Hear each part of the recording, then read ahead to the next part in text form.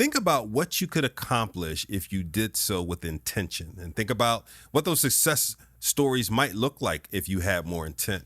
When we're going down that pathway, we think it's straight. It's quite frankly, it's that a zigzag. Yeah. Sometimes we're going forward, sometimes we're going backwards. Our endpoint is nothing more than a milestone. The true art of any transformation starts with our belief in our capabilities, but also building that strength throughout. And more specifically, that strength being our behaviors on Right. what's going to carry us forward. You can increase your success rate tenfold. Mm. Oftentimes, we're defining success defined by receipt of a job title or new job or marriage or some type of end result. Success for me is defined tenfold through the consistency of that behavior and making sure that it's constant and building it into the fabric of who I am as a person versus in end result. What I Sure. think I heard in some of what you said was you're thinking about success as a personal transformation, a change Mhm. in the habits, if you will, and behaviors that you need to get to that point of intent and do so consistently.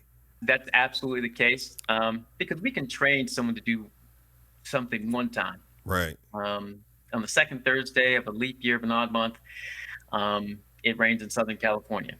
Yes.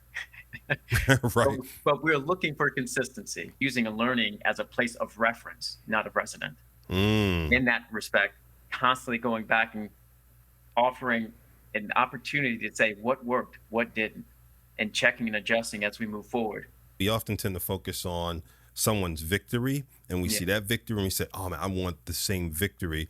And there's Mhm. two things there. We don't see the story that happened, right? Right. And everything underneath the surface, the typical tip of the iceberg syndrome, I'll Hmm. call it. And then secondarily, we don't often appreciate the squiggly line that's happening. I mean, it's not just squiggly, it Yeah. is all over the place, right? Yes, Before they get there, absolutely. right? And so we need more of those. And that's not what people will typically show on social media. They don't Yeah. show all the snippets of the journey. So if they post a 30-second or 60-second video clip, it's usually the celebration party.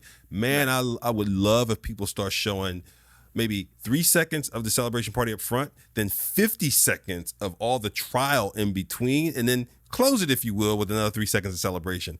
But spend the Right. majority of the video showing the muck and the mire and the struggle of the journey. Patience, accountability, commitment, and emotions.